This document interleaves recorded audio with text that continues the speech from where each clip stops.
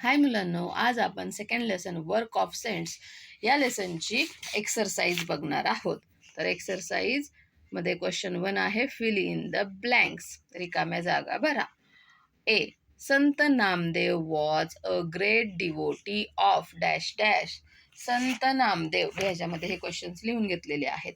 संत नामदेव कोणाचे भक्त होते? खूप महान भक्त होते. तर ते विठ्ठलाचे भक्त होते. ठीक आहे, मग इथे लिहूयात great devotee of Vitthal. B, at a very early age. Early age म्हणजे खूप लहान वयामध्ये. At dash dash near Pune Dnyaneshwar took samadhi. Dnyaneshwar महाराजांनी खूप लहान वयामध्ये समाधी घेतली, बहुतेक 16-17व्या वर्षी. तर ती पुण्याजवळील कुठे घेतली? तर आळंदी. आळंदी हे पुण्याच्या जवळ आहे, तिथे ज्ञानेश्वर महाराजांनी समाधी घेतली. C, Sant Tukaram drawn in the river dash dash the record of the loan papers he had. संत तुकाराम हे एक सावकार होते, म्हणजे ते लोकांना पैसे उसने द्यायचे.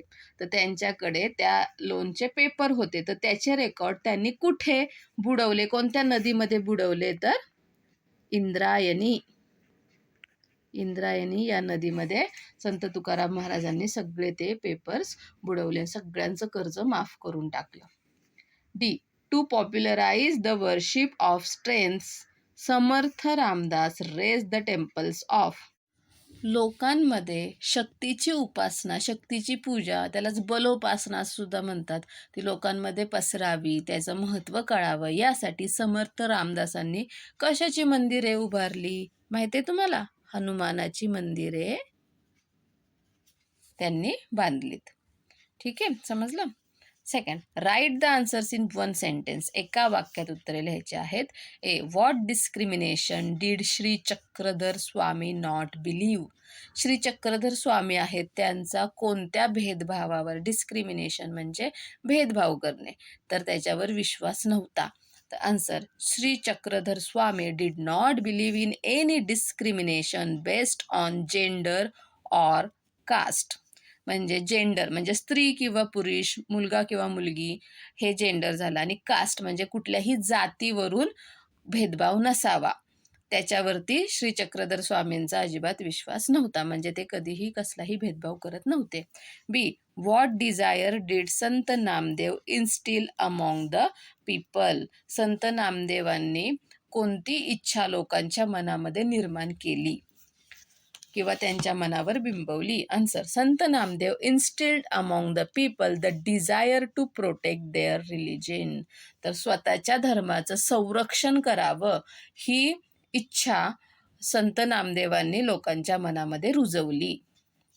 C, what advice was rendered by Sant Eknath. संत एकनाथांनी कोणता ॲडवाईस, कोणता सल्ला दिला? Answer, Sant Eknath was rendered the advice to the people that not to accept any distinction of high and low.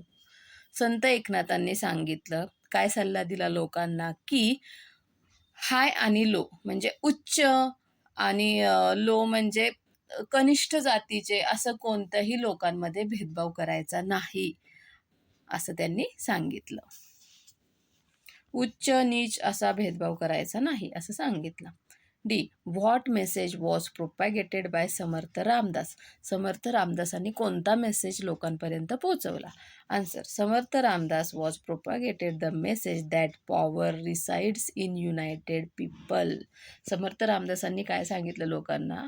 की जर लोकांमध्ये एकी असेल, युनायटेड पीपल म्हणजे आपण सगळे जर एकत्र असू, तर त्याच्यामध्येच तुमची ताकद आहे, हे समर्थ रामदासांनी सांगितलं. Third, give answers in 3 or 4 sentences. 3 ते 4 वाक्यामध्ये उत्तरं लिहायची आहेत. ए, why did Sant Dnyaneshwar lock himself in his hut. Sant ज्ञानेश्वरांनी स्वतःला त्यांच्या झोपडीमध्ये बंद करून का घेतलं? Answer, the narrow minded religious leaders of that time did not think it right that a sannyasi should have children.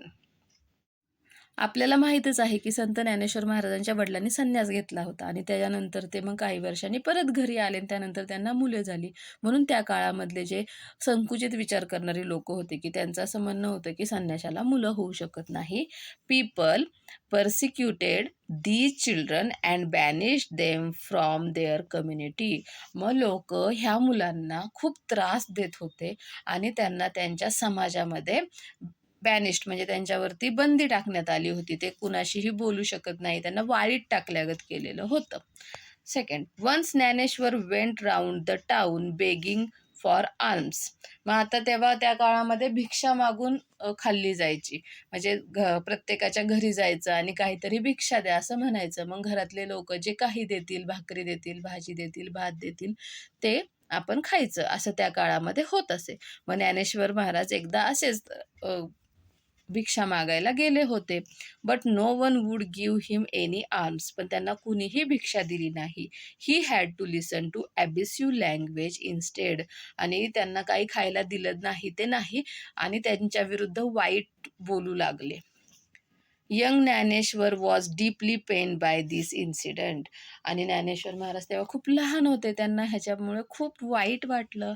He entered his hut and lock the door from inside to grieve over his lot. आणि त्यांना इतकं दुःख झालं की मग ते त्यांच्या झोपडीमध्ये गेले आणि त्यांनी दार लावून घेतलं.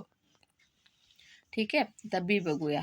What message did Sant Tukaram give. संत तुकारामांनी कोणता मेसेज आपल्याला, कोणता संदेश दिला? Answer, Sant Tukaram preach to the people about the virtues of pity, forgiveness and peace of mind.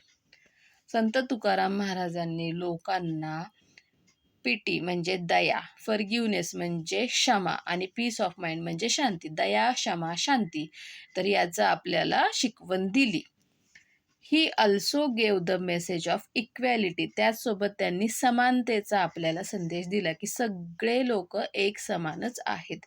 He impress the truth on minds of the people that he alone is a saint and God dwells with him who calls the weak and downtrodden as his own.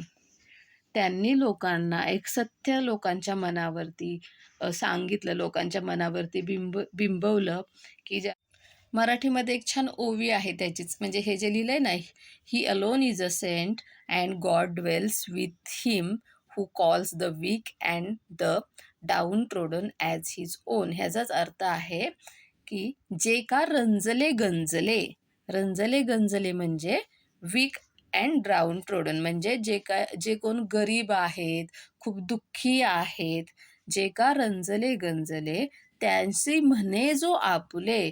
मग हे जे खूप दुःखी लोक आहेत त्यांना जो आपला समजतो, तोची साधू ओळखावा, देव तेथेची जाणावा.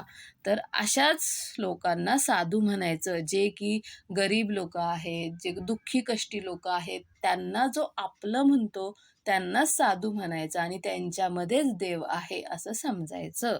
अशी त्यांनी आपल्याला शिकवण दिली.